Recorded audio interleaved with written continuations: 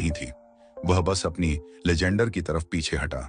उसने अपने गनमैन से कहा, कार कार साइड में लगाओ, चलो यहां से।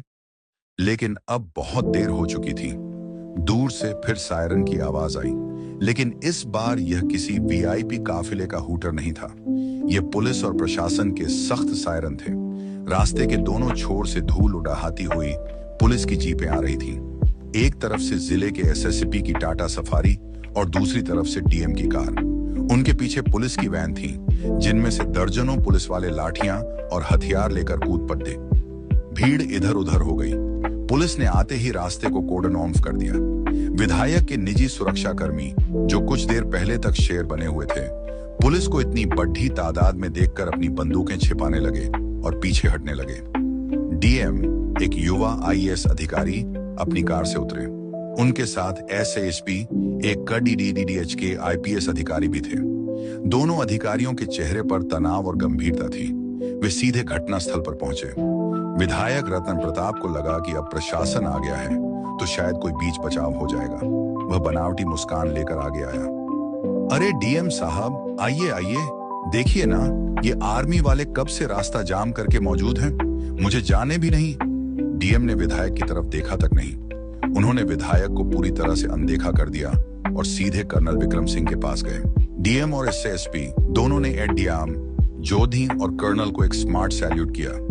Good afternoon colonel sir, IENNM sorry for the inconvenience. असुविधा के लिए माफी चाहते हैं, डीएम ने बहुत ही सम्मान के साथ कहा। कर्नल विक्रम ने प्रति सैल्यूट किया और हाथ मिलाया। थैंक यू डीएम साहब, मुझे खुशी है कि आप लोग समय पर आ गए।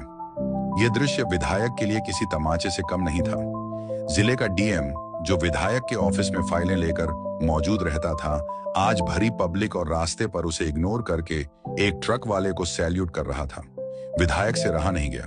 वह बीच में बोल पड़े, डीएम साहब, आप प्रोटोकॉल भूल रहे हैं। मैं यहाँ का जनप्रतिनिधि हूँ। आप मेरी शिकायत सुनने की बजाय। एसएसपी ने घूमकर विधायक की तरफ देखा। उनकी आंखों में अब कोई लिहाज नहीं था। मिस्टर रतन प्रताप, एसएसपी ने बिना जी या सर लगाए कहा, प्रोटोकॉल की बात आप नहीं करें तो बेहतर है। आपने एक ऑन ड्यूटी आर्मी ऑफिसर को रोका है, उन्हें धमकाया है और सरकारी काम में बाधा डाली है। हमारे पास आपके खिलाफ पर्याप्त सबूत हैं। वो देखिए। एसएसपी ने रास्ते के किनारे मौजूद एक लड़के की तरफ इशारा किया, जो अभी भी रिकॉर्डिंग कर रहा था। सब कुछ रिकॉर्ड हो चुका है, विधायक ने हकलाते हुए कहा। तो क्या हुआ? बहस तो होती रहती है। आप इसे रफा दफा कीजिए।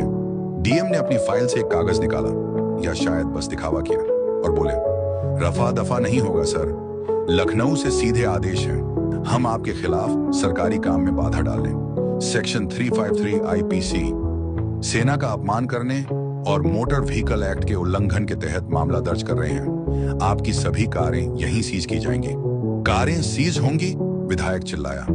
मेरी लेजेंडर, तुम जानते हो मैं कौन हूं? कर्नल विक्रम, जो अब तक चुपचाप यह सब देख रहे थे, धीरे से आगे आए। उन्होंने विधायक की आंखों में देखा और कहा, आप कौन हैं? यह तो अब पूरा देश जान गया है विधायक जी। लेकिन आप यह भूल गए कि यह देश चलता किससे है।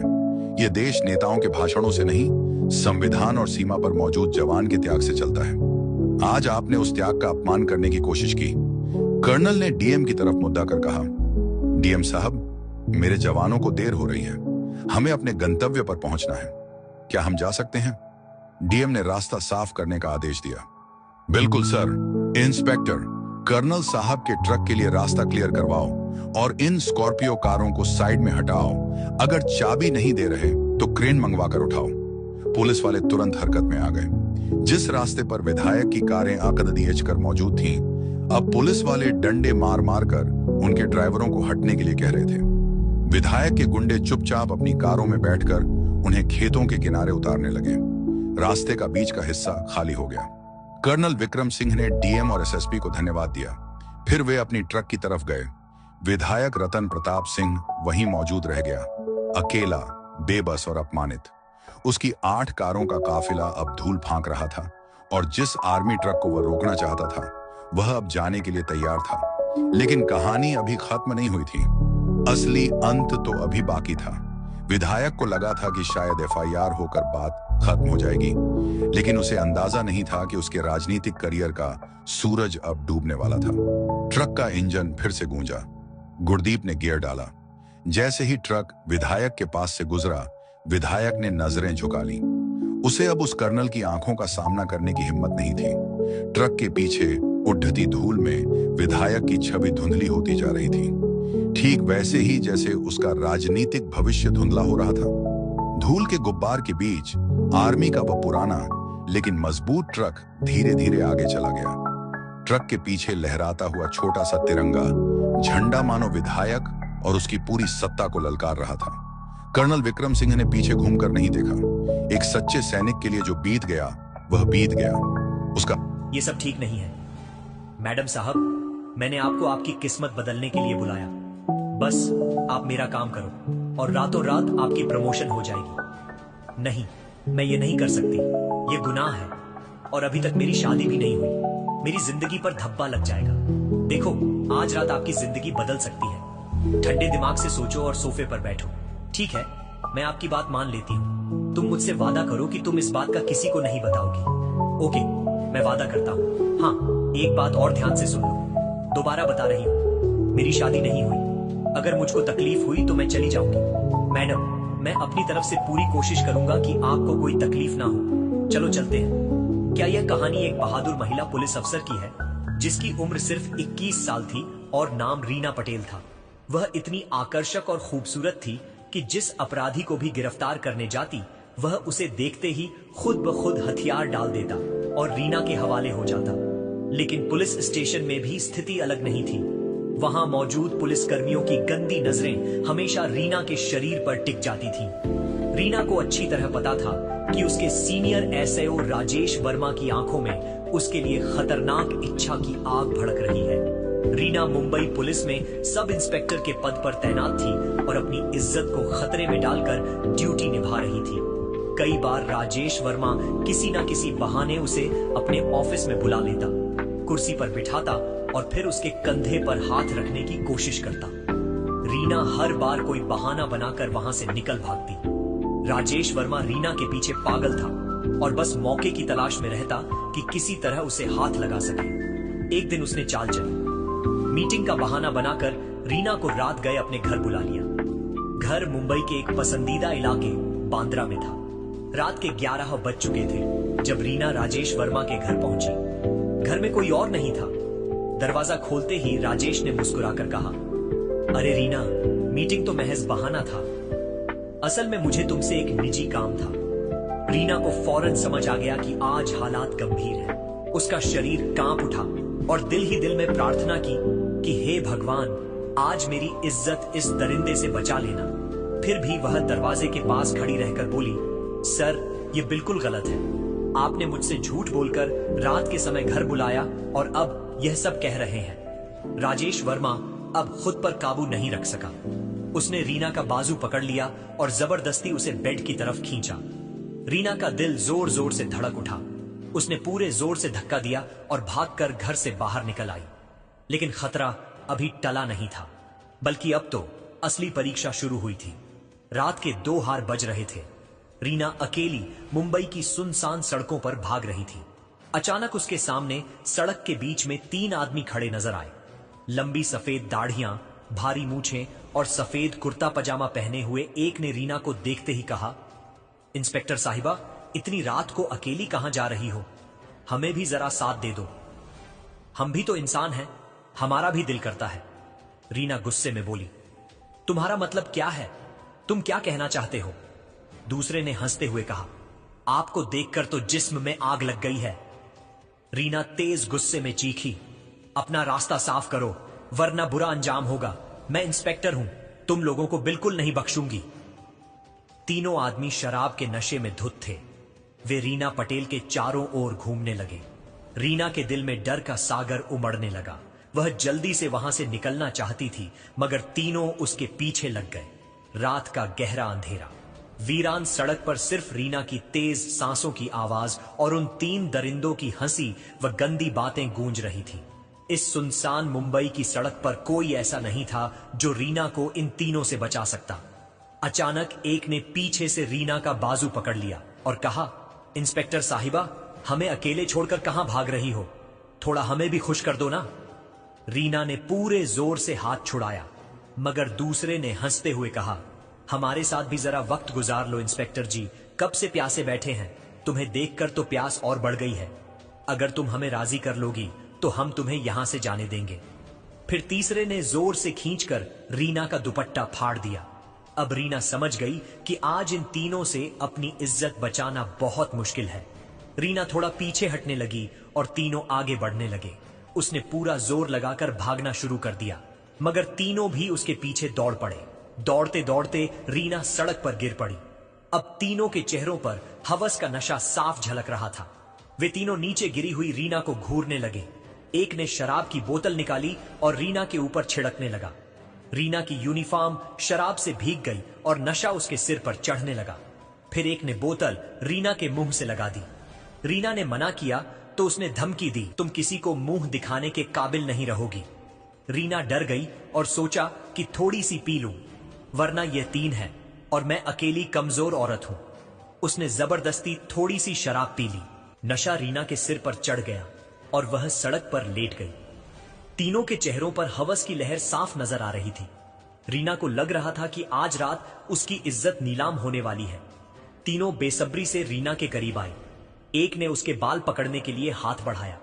जैसे ही वह बाल पकड़ने वाला था, रीना ने आखिरी कोशिश की। जमीन पर पड़ी शराब की बोतल उठाई और पूरी ताकत से एक के सिर पर दे मारी। बोतल सिर पर लगने से उसका सिर फट गया। वह खून में लथपथ गिर पड़ा। बाकी दो घबराकर अपने साथी का यह हाल देखकर पीछे हट गए। रीना कांपते शरीर से उठी और फिर भागने लगी, मगर नशे की वजह से पांव लड़खड़ा रहे थे। एक ने उसका पांव पकड़ लिया। दूसरा गुस्से में आया और चीखा, पहले तो हम काम करके तुझे जाने देते, मगर अब तुझे अपने पास रखेंगे। यह सुनकर रीना और भी ज्यादा खौफजदा हो गई और बोली, मैंने तुम लोगों का क्या बिगाड़ा है? मुझे माफ कर दो और जाने दो। लेकिन बाकी दो आदमियों ने रीना की एक नहीं सुनी। उन्होंने रीना को पकड़कर जंगल की तरफ घसीटना शुरू कर दिया। वही जंगल जो मुंबई के उपनगरों में समंदर किनारे के पास फैला हुआ था। जंगल के ठीक बीच में एक पुरानी हवेली खड़ी थी जो सालों से बंद पड़ी हुई थी। अंदर सिर्फ रीना और यह तीन दरिंदे थे। रीना को यकीन हो गया कि अब उसकी इज्जत यह जंगली लोग लूट लेंगे। उसका पूरा शरीर डर से थरथरा रहा था। एक पुरानी हवेली में अकेली औरत और तीन नशे में धुत दरिंदे। ऐसी हालत में इज्जत बचना लगभग नामुमकिन था। एक ने रीना का हाथ पकड़ा और गरज कर बोला, अब देख तेरा घमंड कहां जाता है। रीना की नजर हवेली के कोने में पड़ी लकड़ी की लाठी पर पड़ी। जैसे ही एक करीब आया, रीना ने फौरन लाठी उठाई और उसके सिर पर जोर से दे मारी। सिर से खून बहने लगा। बाकी दो अपने साथी की तरफ भागे तो रीना को मौका मिल गया। उसने जल्दी से दरवाजा खोला और अंधेरे में छलांग लगाकर भागने लगी। रीना जंगल में नंगे पांव भाग रही थी, मगर खतरा अभी खत्म नहीं हुआ था, बल्कि और भी तेज हो गया था। रीना के पीछे अभी भी दो आदमी पीछा कर रहे थे। थोड़ी दूर एक पुरानी खस्ताल फैक्ट्री थी। मुंबई के पास एक बंद पड़ा सीमेंट प्लांट। रीना वहां घुस गई और एक बड़ी मशीन के पीछे छिप गई। सांस रोककर तीनों अंदर आ गए। हाथ में लोहे की रड लिए रीना को ढूंढने लगे। इस बार वे पूरी तरह तैयार थे। कहां छिपी है जानेमान? हम आ गए हैं, हमें राजी कर दे तो जाने देंगे। रीना सांस रोककर बैठी थी। एक करीब आ गया और रड से मशीन पर जोर से मारा। रीना समझ गई, अब या तो मौत है या लड़ना है, वरना ये तीन उसकी इज्जत नहीं छोड़ेंगे। उसने हिम्मत की। मशीन के पीछे से अचानक निकली, रड उसके हाथ से छीन ली और जोर से उसके पांव पर दे मारी। वह गिर पड़ा। बाकी दो ने रीना पर हमला कर दिया, मगर तब तक रीना फैक्ट्री के दूसरे गेट से निकलकर बाहर आ गई थी। मगर तीनों ने हार नहीं मानी। उन्होंने इस बार रीना को चारों तरफ से घेर लिया। रीना के पास अब कोई रास्ता नहीं बचा था। वह चारों तरफ से उनके शिकंजे में फंस गई थी। एक ने रस्सी निकाली। दूसरे ने कहा, इसके हाथ पांव बांध दो वरना फिर भाग जाएगी। रीना ने सोचा, अब कुछ नहीं बच सकता। उसने तीनों से कहा, ठीक है, जो तुम चाहते हो मैं करने को तैयार हूं। तीनों खुश हो गए। उनके चेहरे प्रसन्नता से खिल उठे। रीना ने धीरे से कहा, लेकिन एक शर्त है, तुम तीनों एक साथ नहीं आओगे, एक एक करके मेरे पास आओगे, तभी मैं तुम्हारी बात मानूंगी। तीनों बहुत खुश थे। उन्होंने सोचा कि कब से अकेले थे, कभी किसी लड़की को छुआ भी नहीं, आज तो काम बन गया, चलो इसकी शर्त मान लेते हैं। तीनों आदमी इतने हवस और घमंड के नशे में थे कि इंस्पेक्टर रीना पटेल की हर शर्त मान गए। एक आदमी रीना के साथ जंगल में चला गया, बाकी दो वहीं खड़े रहे और बोले जब वो वापस आएगा तो हम एक एक करके पुलिस वाली के पास जाएंगे। जंगल में दूर जाकर रीना ने उस आदमी से कहा, यह जगह ठीक है, तुम नीचे लेट जाओ, मैं भी तुम्हारे साथ लेट जाती हूं। हवस में डूबा वो फौरन नीचे लेट गया। रीना उसके करीब गई जैसे झुकने वाली हो और अचानक अपनी पुलिस बूट की एड़ी उसके सीने पर दे मारी। वो दर्द से तड़प उठा। रीना ने उसकी लाठी छीन ली और वहां से भागने लगी, हाथ में लाठी पकड़े। मगर दूर खड़े दो आदमियों ने अपने साथी की चीख सुन ली थी। वे दोनों भागते हुए रीना के पास पहुंच गए। रीना को अपनी इज्जत बचानी थी और अब कोई दूसरा रास्ता भी नहीं बचा था। उसने दोनों पर लाठी से वार की, फिर मुस्कुराते हुए बोली, मैं तुम्हें बस यह दिखाना चाहती थी कि मैं भाग सकती हूं, मगर अब मैं तुम्हें तुम्हारा अंजाम तक पहुंचाकर ही रहूंगी। इंस्पेक्टर ने तीनों पर हमला कर दिया, मगर तीन थे। दो ने रीना के बाजू पकड़ ली और तीसरा रस्सी से बांधने लगा। फिर तीनों ने रीना को रस्सी से मजबूती से बांध लिया। एक बोला, इसने हमें बहुत पीछे लगाया है, अब तो ये हमारे पास रहेगी, क्यों ना पहले कुछ खाने का बंदोबस्त करें, बहुत भूख लगी है। दूसरा भी बोला, तुम ठीक कह रहे हो, भूख तो वाकई बहुत लगी है, चलो कुछ खाने को बनाते हैं, फिर इसके साथ अपनी तन्हाई दूर करेंगे। दो आदमी पास के गांव खाने का सामान लेने चले गए। एक आदमी वहीं रीना पर नजर रखने बैठ गया। जब रीना को पता चला कि दो आदमी यहां नहीं हैं, तो उसने उस आदमी को आवाज दी जो उस पर निगाह रख के बैठा था। रीना ने उसे हवेली के अंदर बुलाया और बोली, जो तुम चाहते हो मैं करने को तैयार हूं, अब तो मैं भी अकेली हूं और तुम भी अकेले हो, मेरा मन कर रहा है। आदमी रीना के चेहरे पर हाथ फेरने लगा। रीना मुस्कुराई, मगर उसका हाथ नहीं हटाया। उसने यकीन दिलाया कि अब वो पूरी तरह राजी है, उसकी हर बात मानने को तैयार। हवस में डूबा आदमी, रीना बोली, जब मैं राजी हूं तो मुझे बांधा क्यों है, थोड़ी देर खोल दो फिर बांध देना। उसने रीना की रस्सियां खोल दी। वो बोला, चलो अब काम शुरू करते हैं। रीना बोली, ठीक है, मगर तुम बाहर जाकर देख लो, कहीं तुम्हारे साथ ही तो नहीं आ रहे। आदमी खुशी खुशी हवेली से बाहर निकल गया। बाहर देखा तो कोई नहीं था। जब वह वापस अंदर आया तो रीना के हाथ में एक लकड़ी का डंडा था। रीना ने उसके सिर पर जोर से देह मारा। आदमी बेहोश होकर जमीन पर गिर पड़ा। रीना फौरन वहां से भागकर दूर निकल आई। उसने अपने पुलिस स्टेशन को फोन किया और सारा वाकया तफसील से बता दिया। कुछ देर बाद पुलिस की गाड़ी आ पहुंची जिसमें 10 जवान सवार थे। रीना दोबारा उसी जगह पहुंची। पुलिस वाले हवेली के पीछे छिप गए और रीना अंदर दाखिल हुई। तीनों आदमी बैठे थे, रीना को देखते ही खड़े हो गए। अचानक तीनों ने रीना को पकड़ लिया। तभी पुलिस के जवान सामने आ गए और तीनों कोंगे हाथों गिरफ्तार कर लिया। तीनों को पकड़कर पुलिस स्टेशन ले जाया गया। वहां तीनों ने कबूल कर लिया कि उन्होंने कई औरतों को रात के वक्त पकड़कर गलत काम किया है। पुलिस ने इंस्पेक्टर रीना पटेल के बयान के साथ उनका रिकॉर्ड भी दर्ज कर लिया। तीनों 3 दिन जेल में रहे। चौथे दिन पुलिस ने उन्हें जेल से निकाला, हथकड़ियां पहनाई और पुलिस वैन में बिठाकर अदालत ले गई। पुलिस कर्मचारी ने जज को एक चिट्ठी दी जिसमें तीनों के इकरार लिखे थे। जज ने चिट्ठी पढ़ी और तीनों को 15 साल की कैद की सजा और 8 लाख जुर्माने का हुक्म सुनाया। अब इंस्पेक्टर रीना पटेल के चेहरे पर खुशी की मुस्कान थी। न सिर्फ उसने अपनी इज्जत बचाई, बल्कि दूसरी औरतों की भी इज्जत महफूज कर दी जो अगला शिकार बनने वाली थी। बुराई का अंजाम हमेशा बुरा ही होता है। बुरे कामों से हमेशा बचो। दोस्तों, ये कहानी सिर्फ सबक देने और एक महिला पुलिस अफसर की बहादुरी दिखाने के लिए बनाई गई है। सारे किरदार और वाक्य ख्याली हैं। किसी भी जाति, धर्म या शख्स से कोई ताल्लुक नहीं। जुल्म करने वाला चाहे कोई भी लिबास पहने, एक दिन वह जरूर अपने अंजाम को पहुंच ही जाता। दोस्तों, अगर आपको यह कहानी दिल को छू गई हो, अगर आपको लगा कि सच्चाई की जीत जरूरी है, तो एक लाइक तो बनता है आपका।